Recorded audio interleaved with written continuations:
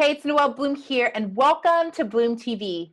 You're in the right place if you want to create a business that makes a difference and live a fabulous life.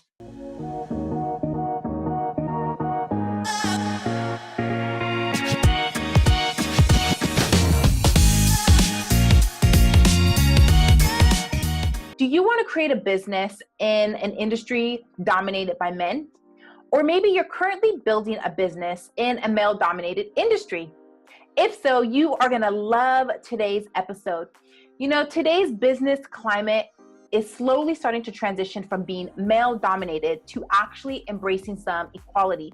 However, women still face an uphill battle. And rather than being discouraged by that imbalance, we can actually use those disparities to motivate us to succeed. And that's the exact conversation that I'm going to be having today with my very special guest. And her name is Judi Fox. She's an environmental consultant who has over 20 years of experience providing technical expertise on complex multimedia environmental issues and sustainability initiatives. And she has experience working with Fortune 500 companies and has a very diverse background that includes manufacturing, mining, power, paper mills, petroleum refineries, and painting and coating operations.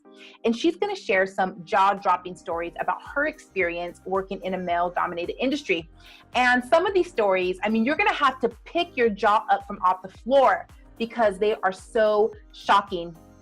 If there's anyone out there who knows how to navigate the business waters in a male-dominated industry, it's Judi. So I'd love for you to join us in this conversation as we talk about how you can succeed as a woman in a male-dominated industry. So let's dive in. Judi, thank you so much for joining me today. I'm so excited to have you on Bloom TV. I'm excited to be here. So today's business climate is slowly transitioning from being male-dominated to embracing a tad bit of equality, but there are still many, many challenges that women face when starting and growing a business in a male-dominated industry. And even though we're moving in the right direction, we still have an uphill battle. And I think that you are the perfect person to interview because you are doing business in a male-dominated industry. And the last time we talked, I was just blown away at some of your insights and some of the things that you've experienced. And I have no doubt that through our conversation today, someone is going to be able to take a tidbit of information, apply it to their business so that they can navigate the business waters a little differently to get ahead. So thank you again for being here with me.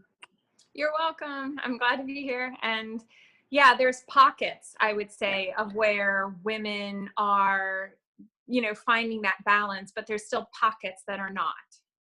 Yeah. So what is your, corporate background? And I'd love for you to get into why you started your business. When I was on your website, just poking around, like stalking you, I'm like, let me check out Judi Fox. It seems like you have a lot of education. So I would love to know what your background is exactly so people know where you're coming from. And I'd love for you to get into why you wanted to kind of start off and do your own thing. Yeah, so I got my undergrad degree in chemical engineering, and then I got a master's in environmental management with a sustainability focus and MBA focus. So to kind of back up, when I first was getting my chemical engineering degree, I worked at a petroleum refinery every other semester during college. Yeah. And that was pretty intense to show up as a female in an extremely male-dominated industry and be the only female in an entire, almost an entire facility. I was the only one headed out in my suit and my hard hat and my glasses. And then I went to work out at a mining site in California, and it was, again, extremely dominated by a lot of men. It isn't to say that there aren't females out in the industry. They're just at the time, this is back in 1999 and 2000 when I first started, that there were more females maybe coming out at the same time as me into the industry. When I graduated, there were a lot of female chemical engineers in my class. It was almost 50-50, which is getting, really great. Yeah. The thing that's to note is there weren't that many ahead of us. So to look and say, all of the leaders ahead of us in the companies that I was looking at, in the industry I was working in, there weren't those female leaders who were in the same roles or industry that I could see ahead of me and say, oh, I want to be like that, or I want to do that. So yeah, so it was like you were growing to be the example and kind of pave the way for women coming behind you. Is that accurate? yeah, and I think one of the things that really stuck with me was my dad took me to work when I was 17. He took me to his office and he introduced me to several, professionals he was an engineer. So he did expose me to the engineering world, and I did meet a female that was working her way in her, upper management levels, and he introduced me to her, and she's the one that gave me the glimpse of she was getting higher in the environmental management world. So I said, I think that's what I want to do. So it is helpful for women to see other women doing, you can picture yourself doing it. For me, just to meet 10 men, not to say anything against men, but I couldn't picture myself doing it until I could see her. Oh, I love that. And I think it's so important as we start to get into some of the success strategies and just some tips for women to kind of take with them along their journey as they, go into these male-dominated industries. One thing that I wanted to talk about specifically was finding mentors or looking up to other women who have been where you've been. But in your case, especially early, they were all coming in with you. So the fact that you did have someone to kind of look up to obviously made a big difference for you. And another thing to note, some women may be discouraged because maybe they cannot find those women who are in those industries. And then what I would say to those people is that you can be the example, right? So keep growing, learn what you have to learn, be better, be quicker, be faster, be more knowledgeable so that you can sort of prove yourself and then be a light for others. And of course, we're going to talk more about that in a little bit, because I think that in these male-dominated industries, women have to do so much more to get the same recognition that the men get, right? Well, and I think obviously programs like yours are out there, and this work is needed, and all the podcasts and all the interviews that are happening to how would XYZ person down the street, even a woman who lives right down the street from me, she might not know that we either work or she's an engineer, but she just thinks she's alone. So to have these programs and for you to be making this program, thank you.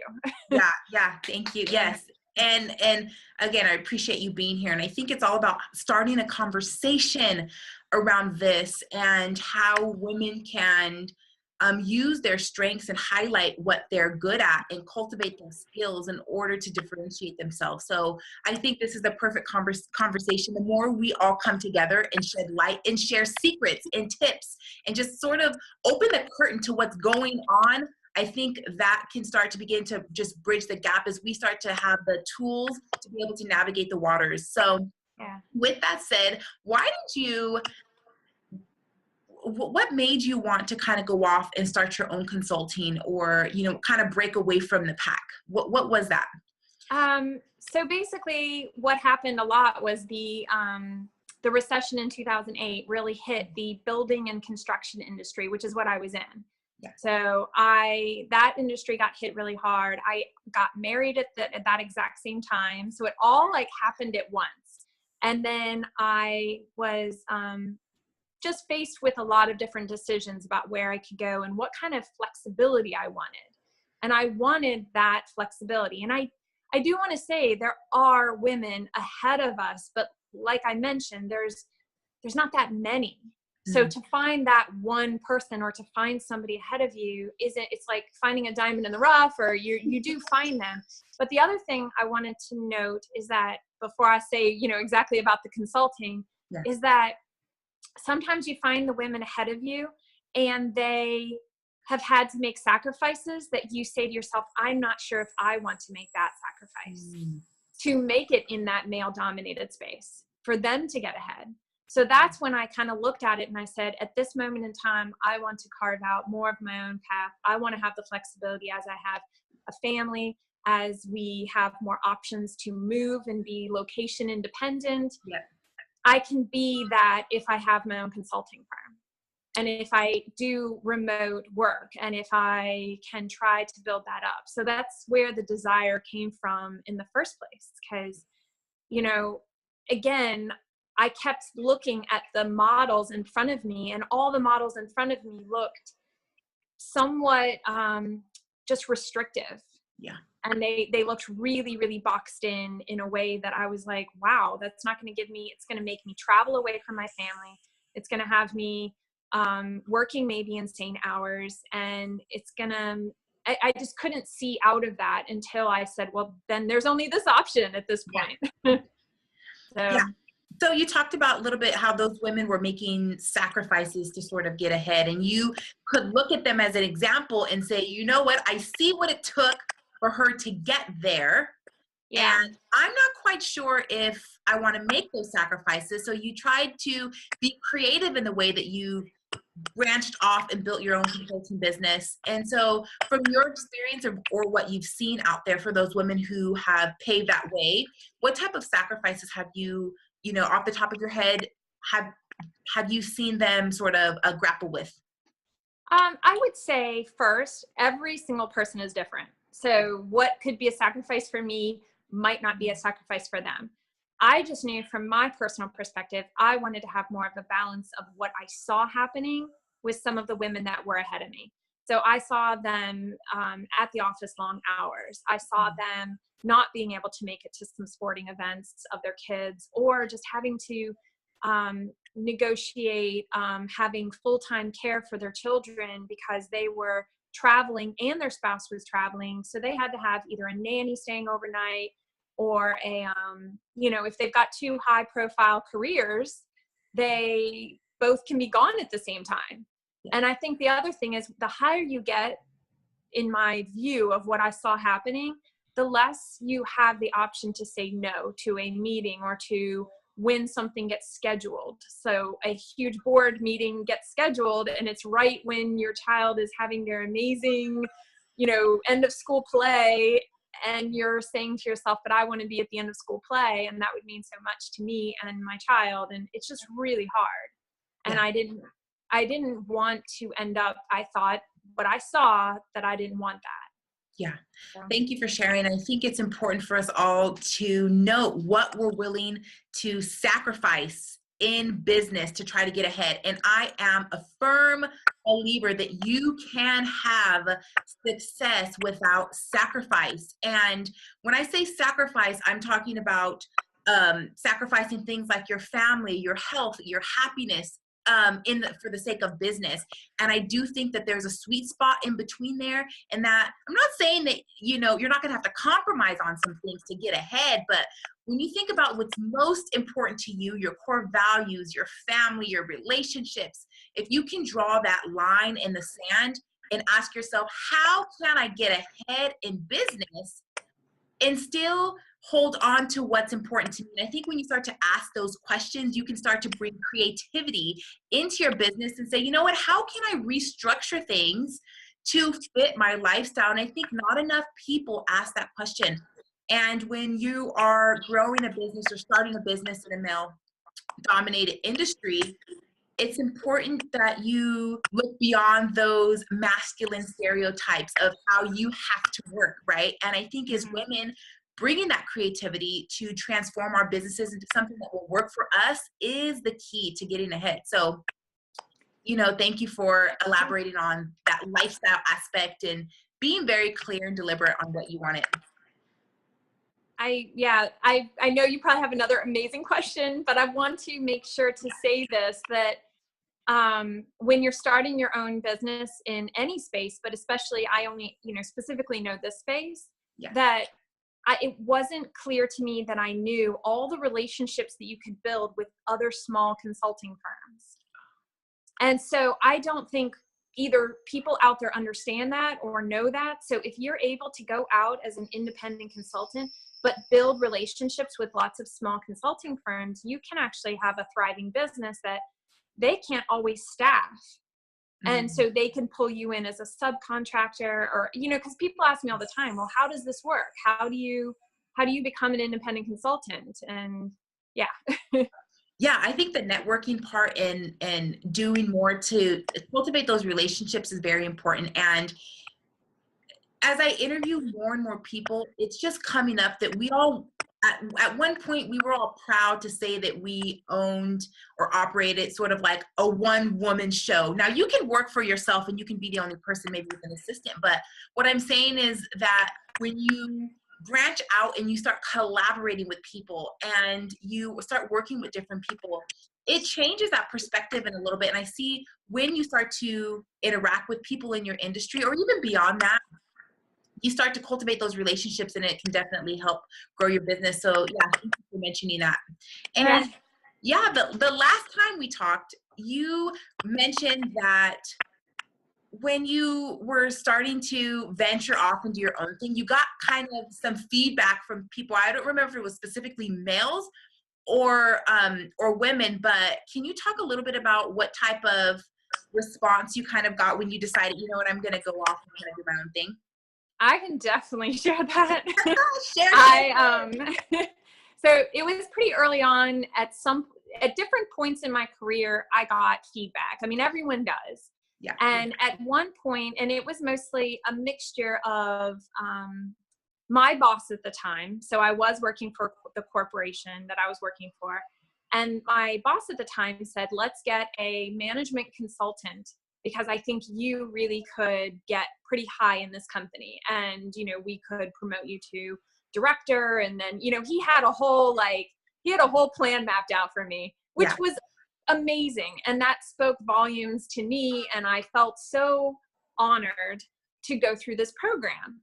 The feedback, however, that I got back from this program was so shocking. And it was really focused on my external presentation, which I 100% support. Improving your speaking abilities, improving your presentation skills to large audiences. And if you are putting on PowerPoint presentations, 100% you need feedback. But the things I was surprised about was I needed to make my voice more gravelly. I needed to sound more male. I needed to pull in a more male tone to present and to talk during meetings and to either sell consulting work or to talk to contractors that I needed to change my voice. And they were going to have me do voice lessons. And then the other thing was I needed to have a makeover. They needed my hair to be shorter. I think my hair was about the same length. And they thought that if I had put my hair and cut it really short, that I could then make more of an impact. Again, it was all about, overall, the entire message kept coming back. I needed to fix my makeup. I needed to tone it down or make it different so I could come out again. It's every single thing kept telling me, I was like, do you not want me to be myself? And I was told very specifically that when you go to work, you can be an actor or an actress, and then you can put on a face, and then you go home and you can take that face off. And I was like, I can't. I'm not that good of an actress. Right. You can only be Judi. That's it.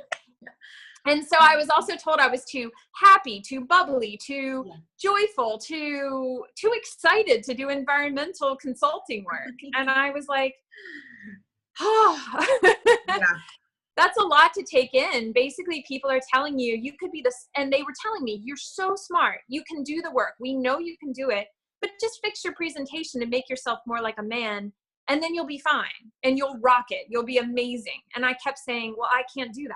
So if I'm going to be successful, it's got to be still being myself. I still want to be excited and bubbly and happy, and I sell. So I haven't faced the roadblock that I think that other people face, because I also believe in the end, the feminine energy of creating relationships. I'm not saying men don't create relationships, but there's a feminine energy that I bring to the table that is different than what a lot of the male energy coming out is. And I didn't want to make myself non-authentic.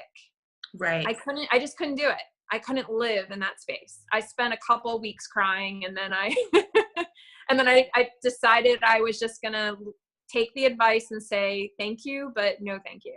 Right. Wow. Just the thought of having to do your makeup different, cut your hair for, I mean, obviously you love your work, but yeah. And so to have that pressure to try to conform and be someone who you're not, I think many times that's why we start our own businesses in the first place, so we can run it how we want. We can put aspects on things that we think are important, so we can be authentic to ourselves, so we can bring our whole selves to the business. And I think that's a way to differentiate yourself. If you're bubbly, if you're excited, if you're, really geeked out about your work, I mean, whatever that is, it's true to you. When you bring that into your business, if it's selling, if it's marketing, if it's doing Facebook Lives, or if it's just having a consulting meeting, that's what makes you unique. And I think the fact they were trying to strip you bare of that, just really did you a disservice. And I'm happy that you took that time and space to kind of think things over, cry it out, and figure out, you know what, this isn't for me. Yeah. Well, and I think because I had the pushback inside of me saying, this doesn't feel right.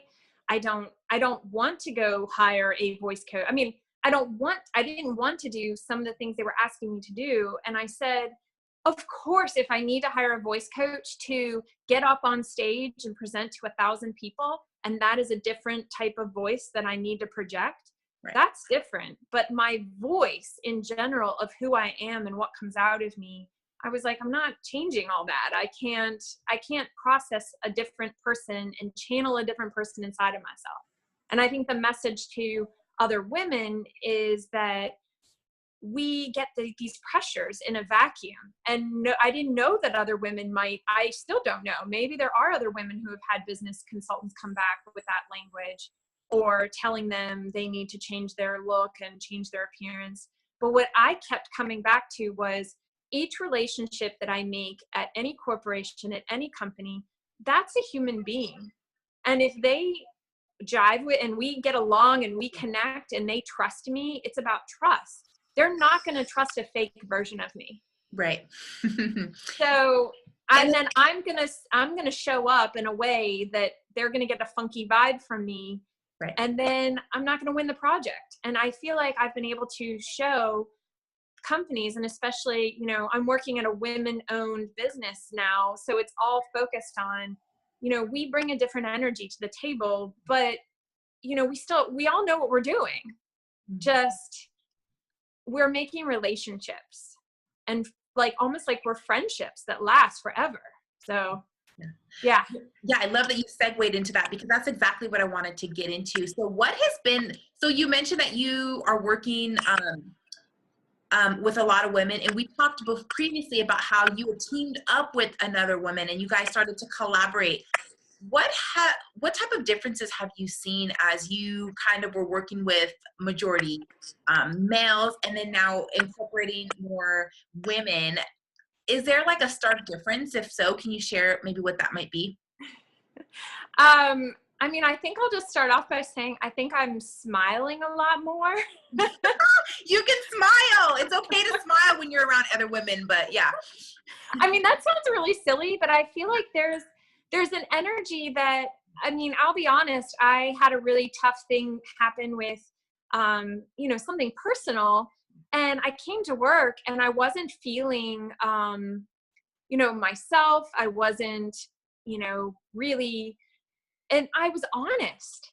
Yeah. And I feel like sometimes I've been in these environments that are so, I'm not saying anything against the people. The people are amazing. The individuals are amazing. The culture is where you start getting these systems in place that you're not supposed to cry at work. You're not supposed to have any emotion at work. You're supposed to come in and be well, we're not factory workers. Right. We're knowledge, and we're whole human beings, and we're more creative, and we're more energized, and we're more engaged when things are going well in our lives. Yeah. So yes, there's going to be, 5 days a week, and out of those 5 days, maybe you might have one day that is kind of a crappy day, and that's okay. And I feel like that is more accepted in the environments where I've worked, where I've worked most recently where I have interacted with, you know, more women saying like, hey, okay, you're having a bad day, go for it.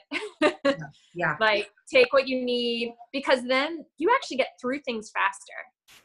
If you actually instead of stuffing everything down and not being true to it, you get through your, whatever issues you're having, you get through them faster.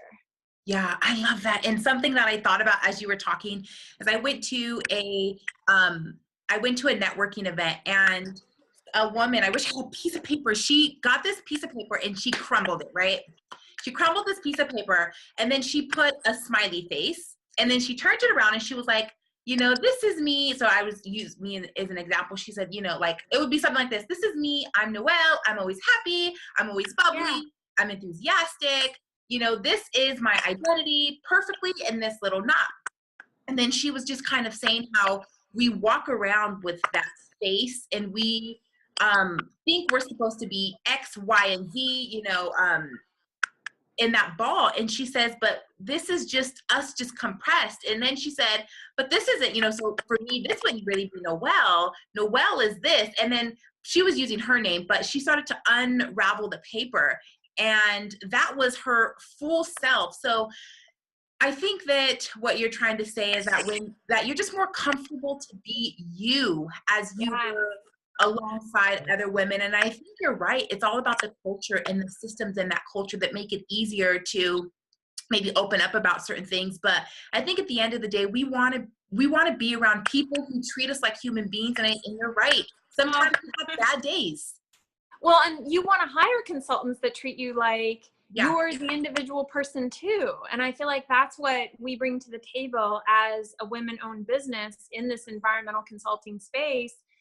Oh my gosh, we bring, I'm not trying to say that there aren't other companies, but we have a lot of empathy. We have a lot of connection. We have a lot of, you're now going to be with us forever. Like, as long as we're here, you're here. Like, and we take pride. And I'm not saying, again, other companies do that too, but we have the freedom in being a small women-owned business to do it. Yeah. And to bring that full person to work. Right. There's no pressure for you to have to look a certain way, talk a certain way, act a certain way, present a certain way. And I think that's the beauty of owning your own business, is you can take what you loved about where you've been, and then you can keep that and then incorporate new ideas, a fresh perspective. And I would love to talk about, as you're working in this company, what type of things have you, or maybe the other women, what have you guys done to sort of differentiate yourself from not just males, but just in general, right? Yeah, I think, you know, it speaks volumes that this company's, you know, the women who started, and, you know, it's like an evolution. So I became an independent consultant in 2012. So my journey's different. So I have another woman ahead of me who has been doing an independent consultant. She's the one that has been this women-owned business since 1996. Wow. So that is a really long time. And I think what speaks volumes is that the clients have stayed consistent. They are giving us more and more work, that we come in a way that is not aggressive. I don't know if when I worked at other places, there was a tone of pressure, I felt like. And this one has a tone of, it's just relaxed in a way. Like, when you need us, you will call us, kind of like when you know that we exist, and we want you to know that we exist. And then, you know, there's a sense of, you know, we want to be of service and we want to lift you up, and we don't need the spotlight, and you're our spotlight. We're going to shine all of our light on you. How can we help you? What can we do? And I'm sure there's many consultant firms out there, but we have the kind of nimbleness to offer that in a way that is very personal. So. Yeah, I love that. Thank you for sharing. So I feel like did I answer your question completely? Yeah, no, it was great. Thank you. So I would love to start talking about some success strategies, some things that you think would work for women today who are in male dominated industries? And I'll of course chime in too. But so maybe if there are women who are wanting to start, or maybe they're already in the industry, they're trying to grow it, maybe in industries like technology, science, engineering, those type of industries. Can you give us maybe 3 strategies that you think women can kind of take and apply to their businesses, or maybe just their lives, to help them better do business to kind of get ahead? Because I think that to be in a male dominated industry, like I said, there's many, many challenges. And although things are trending in the right direction, there's still a gap to be filled. And I think right now, as women, we're called to rise and to do things differently. So I would love to know from you maybe a few things that someone can take away from this conversation and say, you know what, I can start doing that differently in my business, whether it's giving permission to do things differently, because that's something else we talked about last time, right? Yeah, I feel like you're right. There is a sense that like women, again, we're generalizing, not all women are like this, but there was a sense that I even felt early in my career that I needed permission to be different than everything I saw around me and everything I saw ahead of me and all the management I saw ahead of me. And I almost felt like I had to feel bad that I didn't want to have that life that I saw ahead of me and some of the sacrifices. So again, I wanted to carve out more flexibility, more support of being a whole person. So I think the main thing I would say for women who are coming up in the STEM industry and STEM field, first of all, find other women ahead of you that are willing to even just, you know, you don't need a ton of their time. You don't need to ask them millions of questions, but even if you could just get on one phone call with them and say, can I just talk with you? Would you be willing to have a 30-minute conversation? And I think that would do wonders, because it only took maybe a 30-minute conversation when I was 17 years old to be aware that there was a woman in environmental management for me to even know it existed. So, and I have had those conversations, and I love some of the women I've talked to. One that was just graduating with her environmental management degree. And I was telling her a little bit about what it might be like coming out at the beginning in this industry. And it has changed since I've started, but there's still challenges. And I think one of the other things is, another strategy is to stay true to your voice. Don't let the noise get to you, and stay confident. You have to keep up with your industry knowledge, but the other topics you don't have to worry about. Like I forgot this tip, but early on I was told I should learn more about sports. I either need to learn how to play golf, or I needed to learn how to talk about football. And I said, I just don't follow football. I'm nothing against it. I don't go to football games. I mean, I will go. Someone has a ticket, I'll probably go with you, but I love more being with the people I'm with. So I don't really go to a football game because I'm dying to see all the football. I'm there for the people and the snacks and the atmosphere and the fun. So I got this message early on that I needed to know what was up in the world of football and be conversant in it. And I say, own your hobbies, own your interests. Don't try to get swayed into thinking you have to know typical male interests to be able to go to a business meeting. Wow. Because I was told I needed to learn those other subjects so I could sit at a table full of men and have a conversation. That is just crazy. And what year was this? Like, how recent was this? That was probably somewhere between 2000 and 2005. Right. Oh my gosh. I think, what was your response to that? See, that's the other thing. I learned to shut down my voice. So I did not, I learned to not have initial responses to things. Yeah. Because that became my either coping mechanism or ability to not speak up.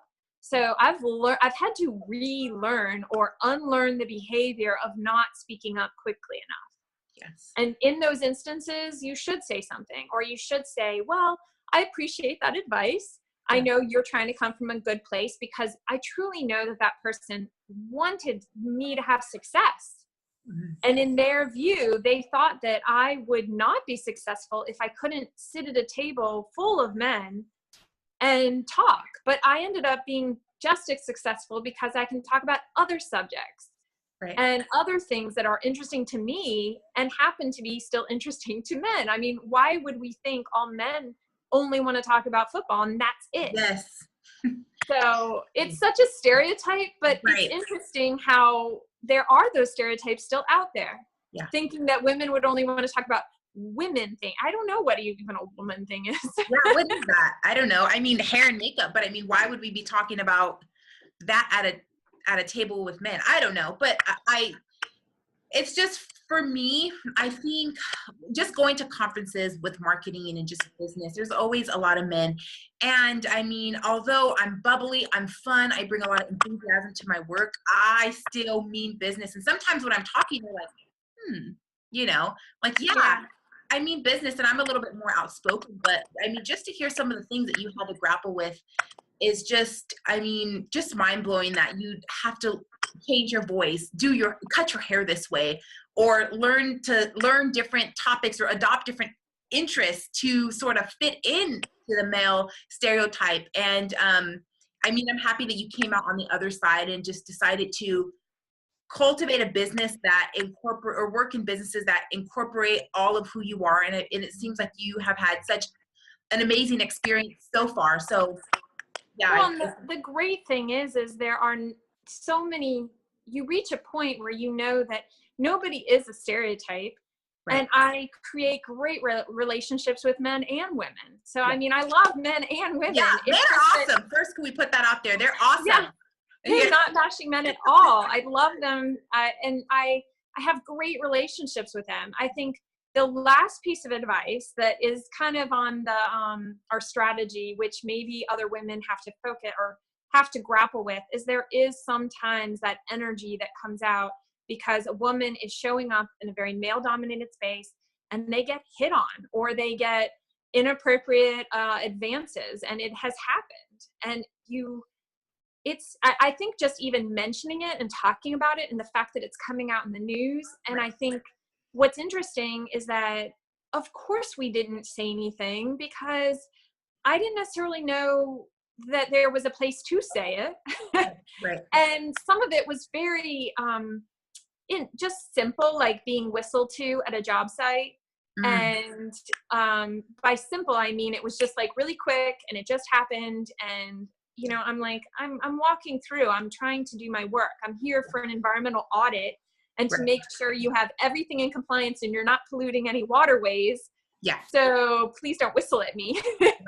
And, you know, it's just really, I don't know if that's a strategy or a tip, or it's just putting a little bit of light on it, that it happens. And that if it's still happening, we need to keep speaking up, because I think it does need to be aware. And I've heard sometimes men say, well, I don't know what to do in this age of Me Too and how do I act? And I'm like, just treat everyone professional. Like, it doesn't need to be complicated. And if you do ask somebody out, because it does happen, people do interact in the workplace and that person says no, then you just accept it. And that's it. It's so simple. I think the borderline is you treat women with respect, period. Yeah. Or you open yourself to the possibility of crossing the line. And in this day and age, of course, you don't want to go there. No. You know, it's the wrong time to want to be cute in the workplace and show, you know, women that type of love. Like, you're right. So, you know, maybe someone has a connection, but there's always a way to go about that. And I think understanding that there's a boundary there and knowing when to cross it. So men need to educate themselves, period. So that's, you know, what I have to say about that. And yeah, I hope I didn't get too off topic, but it's relevant to it's fine. It's part of it.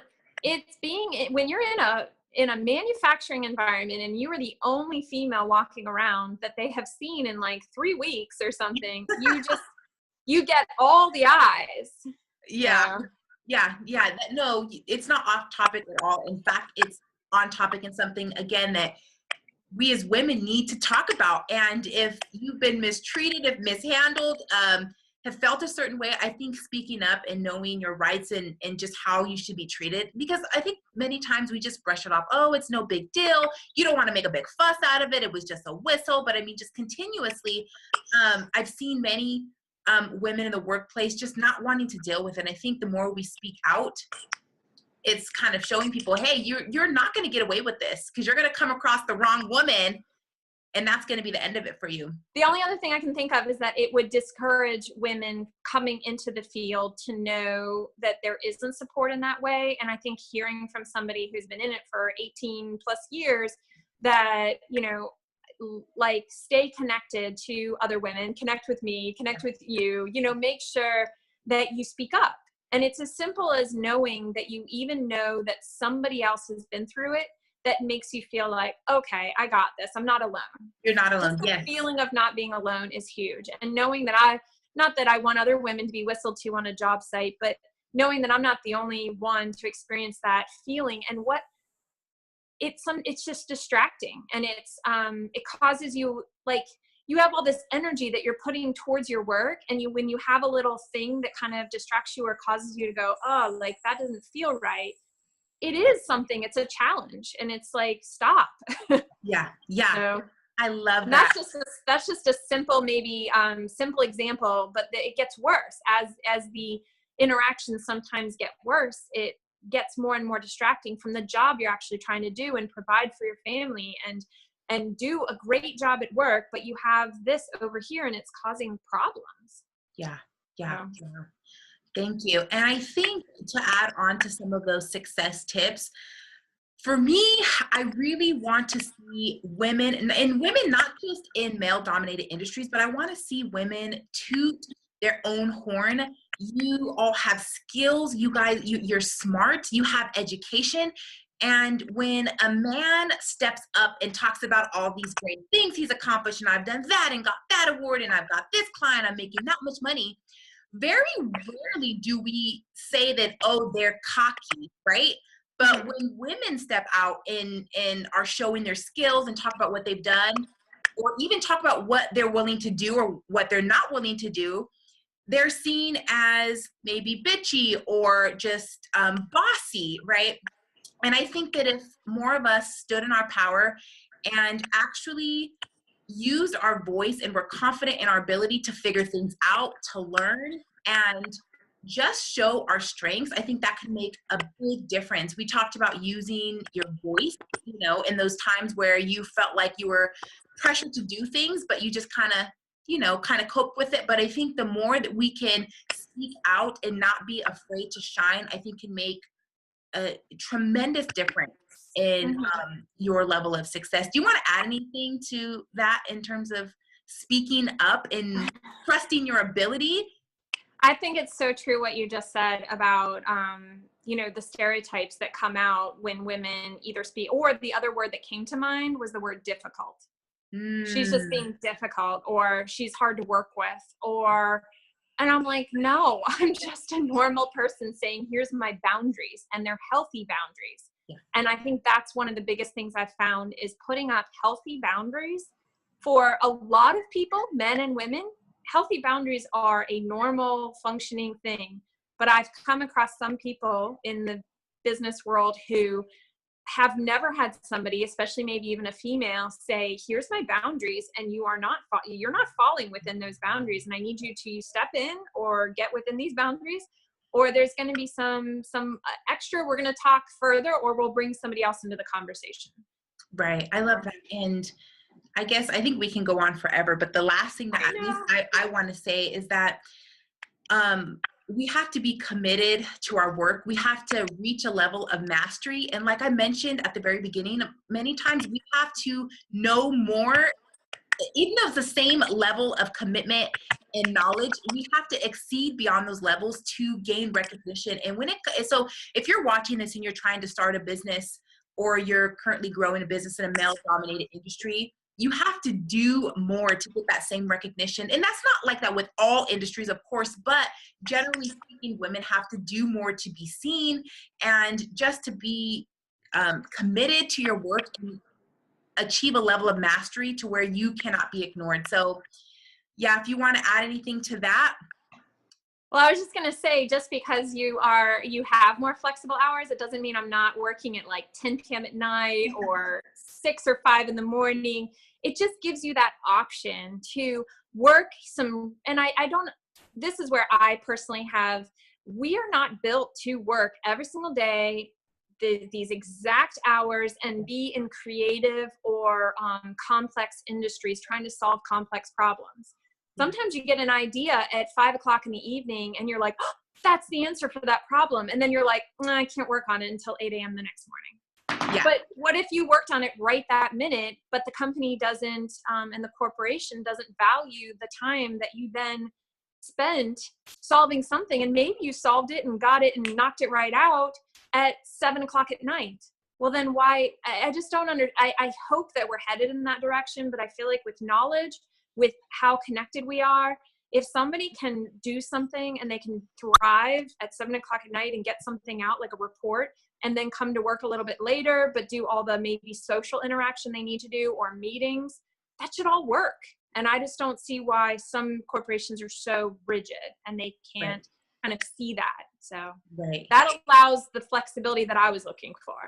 Yeah. We work hard and there's a lot of work that gets done, but it can get done in different chunks and different hours. Yes. Judi, thank you so much for sharing your experience. I think some of the things that you've shared are going to show people that maybe they're still working for corporate America and they're thinking that they're wanting to start their own consulting firm or whatever it is. I'm sure you are not the only one who's experienced that level of pressure to conform to those male stereotypes and just to be stripped away of your identity and have to mold yourself into a new person to succeed. And you're a great example that you don't have to do that. You can go off and create your own model and don't have to be stuck in that masculine sort of energy that you mentioned. So thank you again for joining me and sharing all of your experience with us. Thank you so much. It was a pleasure being here, and I'm so thankful that you're making this program. Yeah, thank you, Judi. So now I'd love to hear from you. Head over to noellebloom.com and leave a comment. Let us know, what is your experience working or starting a business in a male-dominated industry? Did you resonate with anything we've talked about? Have you ever experienced the pressure to be someone you are not? Again, I'd love to hear from you. If you like this video, please subscribe and share it with your friends or community. Thank you so much for watching. As you're out there doing your work in the world, remember to have fun, live free, and feel fabulous. I'll see you next time on Bloom TV. Bye.